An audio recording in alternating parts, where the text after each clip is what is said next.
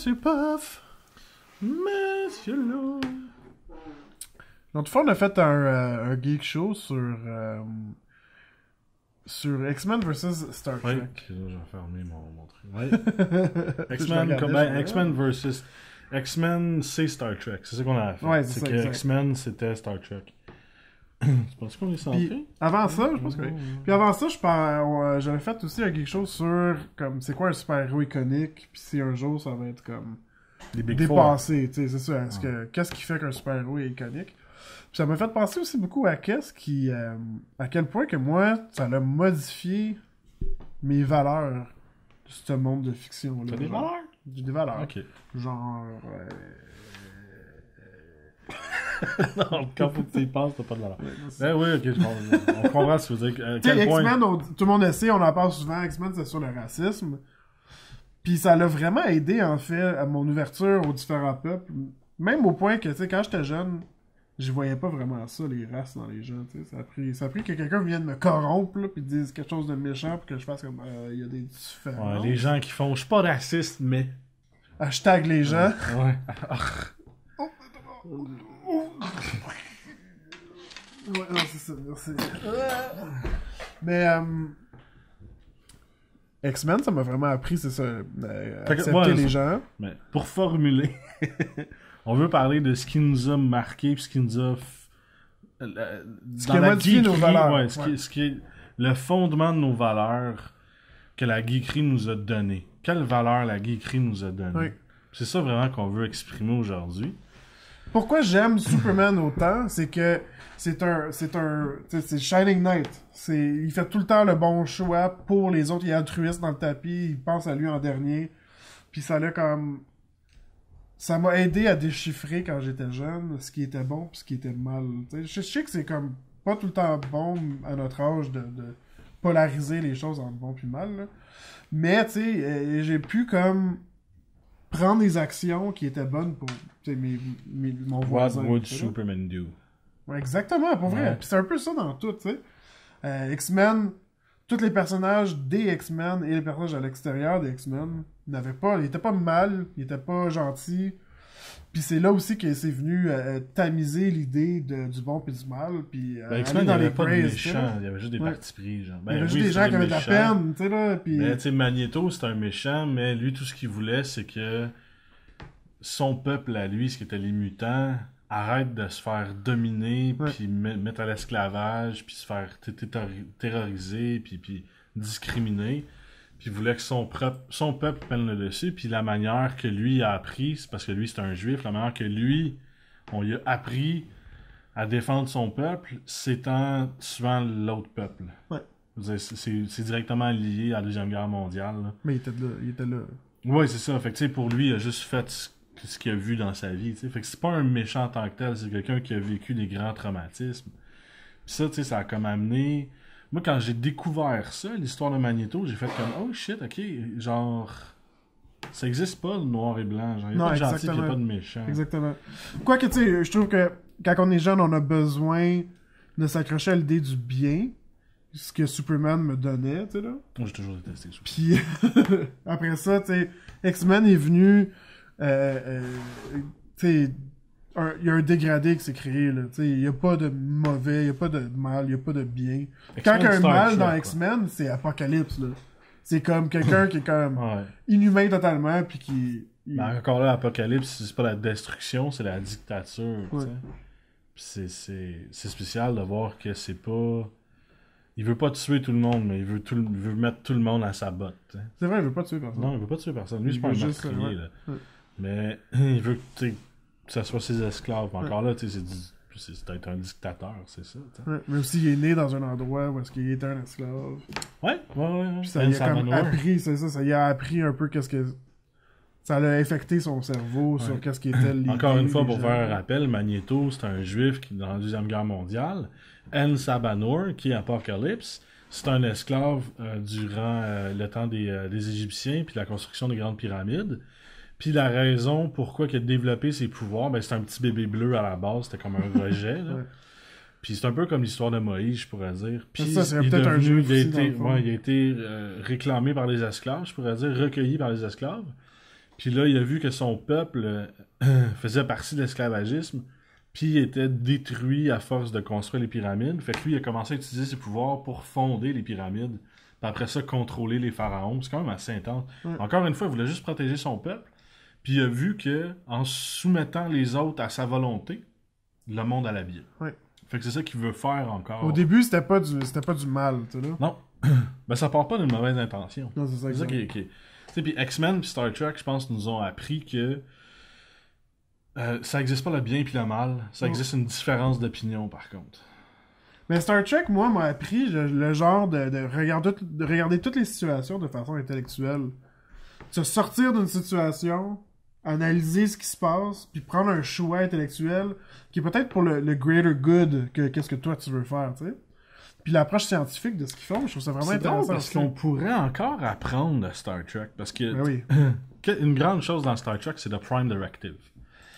La première directive, je pourrais dire. Puis c'est quand tu arrives sur une planète, puis qu'il y a une guerre, mettons, entre deux peuples, c'est de ne pas intervenir, parce que c'est pas de tes affaires, puis le déroulement... La chose qui est supposée de se passer, c'est que ces deux peuples-là sont supposés de résoudre leur conflit. Puis de pas juger ce qui est bien, ce qui est mal, puis de prendre un bord. Puis c'est justement, tu sais... qu'est-ce qu'on... En ce moment, c'est quoi? Qu'est-ce qu'on fait en Irak, en Iran? Puis tout là, c'est qu'on va se mêler de pas de nos affaires. Exactement, on ne suit pas le Prime Directive, Picard sera en tabarnak. Vraiment, si Picard arriverait sur la planète Terre, pèterait sa coche, mais ferait rien. Peut-être qu'il est en orbite, puis il est comme, ah, dumb motherfucker. Malaise. Ou... What are they doing? Locutus of Borg. Mais c'est ça, encore une fois, le méchant en Borg, tu sais, les Borg, c'était pas des méchants, c'était une vague. C'était un virus. C'était comme une force de la nature, tu sais. C'est ça.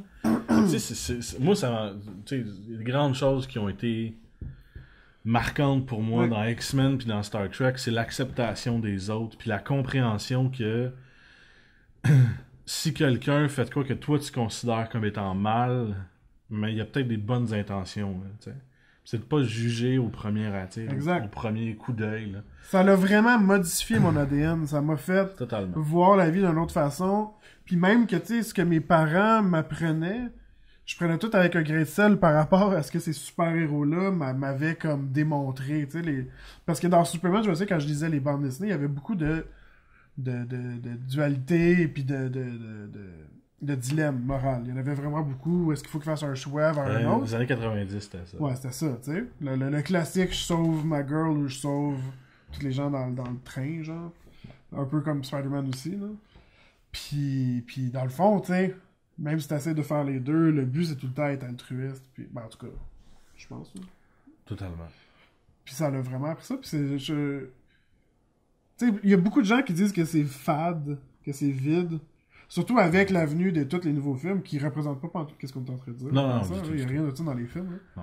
Genre, ok, oui, t'es pas si altruiste que ça si tu défais la planète de des aliens qui viennent. Si on parle de Star Trek, mais les derniers deux Star Trek avaient rien à voir avec ce qu'on dit. C'est des films d'action.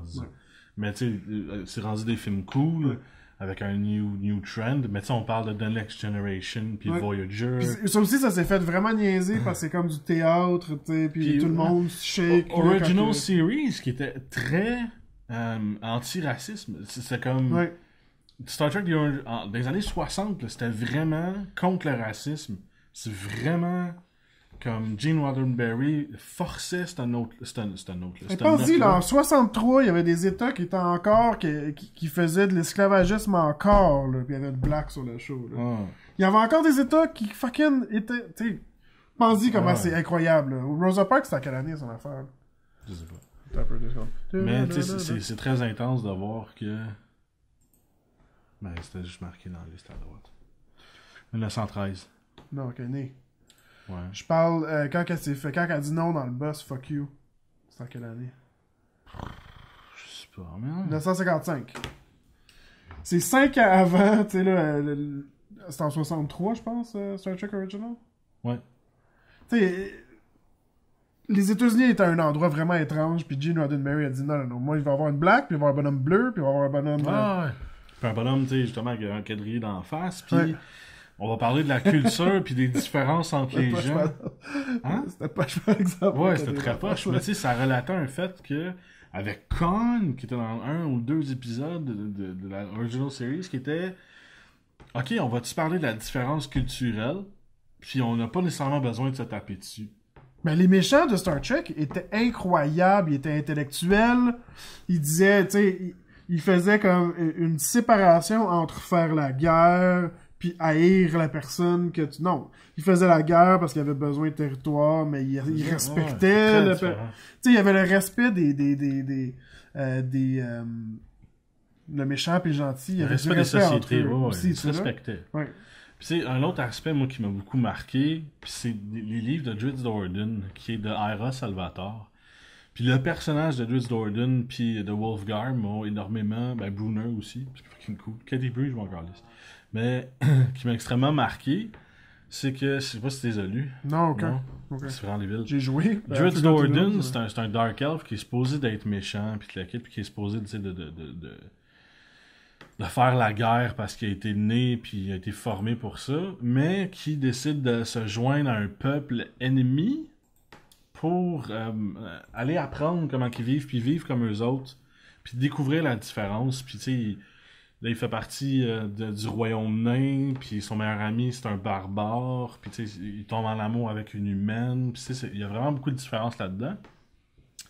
Puis lui, sa théorie... Puis ce qui prône toujours dans tous ses livres, c'est pas qu'il fait la bonne chose, mais en ce moment, il fait le meilleur choix qu'il peut faire selon les informations qu'il a.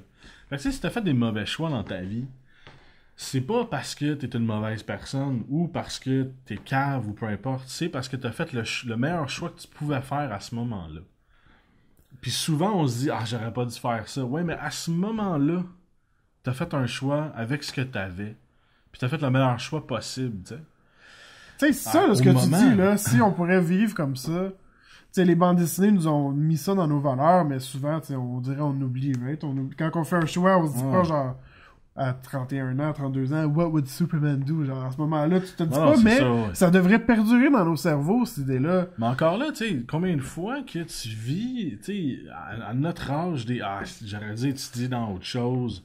J'aurais pas dû travailler là, j'aurais pas dû faire ça. Je vais coucher avec cette fille-là, j'ai de l'herpès. Tu sais, combien de fois tu t'es dit ça dans ta vie? J'aurais pas dû cracher dans les airs. C'est ça. Mais tu fais les seuls choix que tu peux faire. Puis tu fais jamais, en fin de compte, à moins que tu sois un cave, tu fais jamais des mauvais choix. Tu fais toujours le meilleur choix que tu peux faire à ce moment-là. Fait que tu sais, le regret, c'est comme ça moi j'ai appris à vivre avec le regret. Puis je me disais, Chris, je peux pas regretter d'avoir fait ce choix-là. C'était le meilleur choix que j'ai fait à ce moment-là. Fait que tu sais, je me suis un peu libéré la tête en faisant ça. Puis tu sais, c'est quelque chose que j'ai appris en lisant un livre sur les Dark Elves. C'est quand même assez cool. T'sais. Ouais, c'est très cool. Puis ça, justement, ça te montre un peu comment penser parce que ces personnages-là vivent des aventures. Comme dans Star Wars. Comme dans Star Trek, ces personnages-là vivent des aventures, puis tu vis avec eux autres, puis t'apprends de leurs leçons. Dans le fond, tu sais, une bonne histoire est tout le temps centrée autour d'un dilemme moral, right? Ouais. J'ai 2 avenues ou 3 avenues. C'est soit que je choisis un 2 où je suis créatif, puis j'en fais un autre. Puis Star Trek, c'est souvent ça, genre, ok, ce peuple-là est en crise contre eux, si on s'aide avec eux, on n'aura pas le minéral qu'on a besoin, si on s'aide avec eux, c'est contre nos valeurs, qu'est-ce qu'on fait, tu sais. Puis là, souvent dans Star Trek, à la place de choisir, ils disaient, ah, on va, tu sais, voici le 3e choix qui est créatif, tu sais, free thinking, tu sais. Je trouve ça vraiment intéressant, je trouve ça m'a poussé, moi, à aller plus loin dans mes raisonnements, d'être intellectuel. T'sais, un autre exemple, moi, quand j'écoutais Star Trek, Star Wars quand j'étais petit, je me suis dit...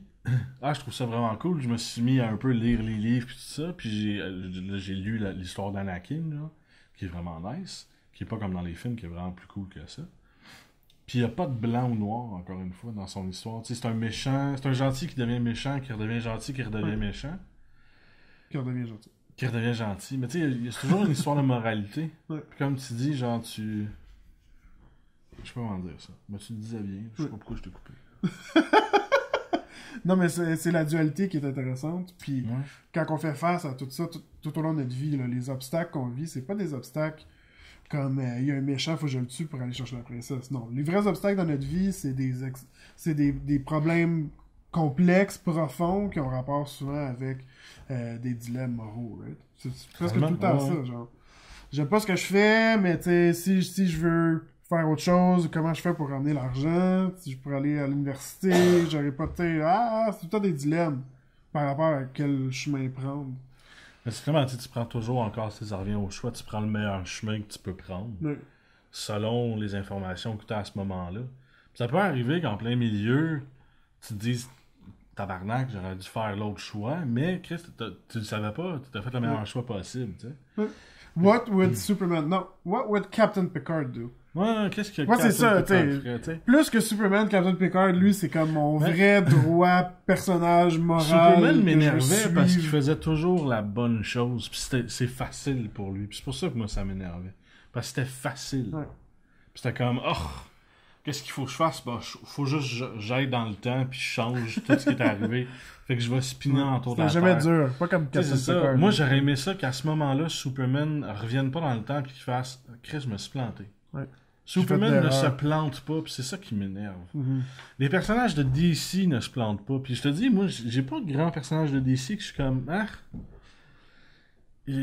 auxquels je pouvais m'identifier ou que j'ai appris une valeur morale. Parce que ils font jamais des mauvais choix. Ben, c'est pour ça que, tu sais, Superman, c'était comme un moral compass pour moi quand j'étais jeune, parce qu'il fait pas de mauvais choix. Non. Mais, c'est vrai, tu sais, un humain, ça fait des mauvais choix. Ben c'est ça. Puis tu sais, je me disais, Chris, moi, tu sais, moi qui s'est planté tellement de fois dans ma vie, j'étais pas capable de m'identifier à eux autres. Oui. Mais personnages de Star Wars, full. Vraiment font la caisse. Tu sais, du fait que quand j'étais petit, je trippais beaucoup sur Obi-Wan Kenobi. Parce que je me disais, tabarnak. Il a été capable de former Luke Skywalker pour qu'il devienne le héros qu'on connaisse. Mais si bol, il a aussi formé Darth Vader. Ouais. Puis je me disais, ok, ce gars-là s'est trompé, man. Carrément. Puis j'aimais vraiment ça. Puis il a Là, je essayé de faire de m'identifiais. quoi de bon, puis ça a chié, Ouais. genre, ouais. Puis après ça, il a persévéré, puis là, il a fait de quoi de bon. Puis j'adorais ça. Ouais. Moi, c'est ça le personnage qui s'est trompé, puis qui a continué pareil. Ça, pour moi, c'était super important. Puis c'est ça qui est nice de Star Trek ou de X-Men. Puis que en tant qu'humain, puis autour de moi, là, le plus gros problème, c'est lâcher, genre. C'est comme, arrête pas, puis continue, puis fucking recommence, puis relève-toi, puis retombe, puis relève-toi, puis Tu sais, tombe, puis moi, relève-toi. il y a C'est de quoi je vraiment me ça, disais pour quand moi. j'étais jeune, si Bruce Banner a passé à travers de Hulk, t'es capable de passer à travers. Tu sais, lui, son gros problème, c'était lui. C'était ses démons, tu sais. Puis c'est sa colère, puis c'est du moment qu'il s'énerve, puis qu'il perd le contrôle. Lui, du moment qu'il perd le contrôle, c'est la destruction totale. Puis à chaque fois qu'il se retransforme en Bruce Banner, il pleure pendant 15 minutes. Puis après ça, il dit alright, I'm gonna try to fix what I did quand je pétais ma coche. Fait qu'il essaie d'aider le monde en tant que Bruce Banner. Puis il essaie de contrôler Hulk. Tu sais, il essaie de contrôler une partie de lui qui est incontrôlable. C'est deep en Christ, là, pense-y, là. Je veux dire, on détruit souvent, peut-être pas. Tout ce qui est autour de nous autres. Ouais. Peut-être, tu sais, métaphoriquement, peut-être, Ouais, là. On détruit souvent des trucs qui nous entourent. Puis après ça, on est pogné avec les pièces, tu sais. Puis là, on est comme fuck, faut C'est ça. reconstruire, faut recommencer, genre. Let's go. Mais c'est ça, On tu sais, si recommence. Bruce Banner est capable de passer à travers la pire destruction au monde, ben, il n'y a pas de raison que toi. peux tu ramasser sois tes pas- bas. Ouais, c'est ça. Ouais, c'est ça. Ramasse tes bas, man. Tu sais, il n'y a pas de. Non. Fait que, tu sais, moi, je te dirais que c'était plus ça, un peu mon. À chaque fois, j'étais comme tout décrissé, puis tu sais, j'ai foutu la merde. Je me disais tout le temps ça, genre. Ben, pas nécessairement comme ça, mais tu sais, je me disais, Chris. C'est pas grave, faut que je continue, faut que j'avance, puis là, tu relates aux super-héros, là, puis comme Bruce Banner, que là, il allait à l'hôpital, puis qu'il essayait d'aider tous les patients, parce que quand Hulk a pété sa coche, il a lancé un char, puis il a fait 12 blessés, ben il allait à l'hôpital essayer d'aider les patients, tu sais. Ouais. Mais je comprends, tu sais, puis je trouve que dans ma vie, moi, personnellement, j'ai soit agi comme un héros, j'ai soit agi comme un vilain, tu sais. Des fois, j'étais comme le gars qui voulait juste détruire pour détruire, puis qui voulait être méchant pour être méchant, qui voulait être à chier pour être à chier, tu sais. Puis, par détruire, tu sais, détruire des relations, c'est pas de la propriété privée, là. Mais, puis c'est ça, ça m'a aidé à naviguer à travers ma vie, puis tous les trucs qui étaient difficiles, de les me recentrer vers des personnages qui sont peut-être polarisants, là, dans un sens, parce que c'est comme, des fois, il manque du gris, là, mais... Non, très cool. Puis, je trouve ça drôle parce que moi, j'ai toujours dit que je vais mourir de soit deux façons. Soit en sauvant des enfants dans une garderie enflammée, ou en mettant le feu dans une garderie en fleurs. Parce que les enfants. Fait que je vais mourir d'une des deux façons. Je sais pas encore c'est laquelle.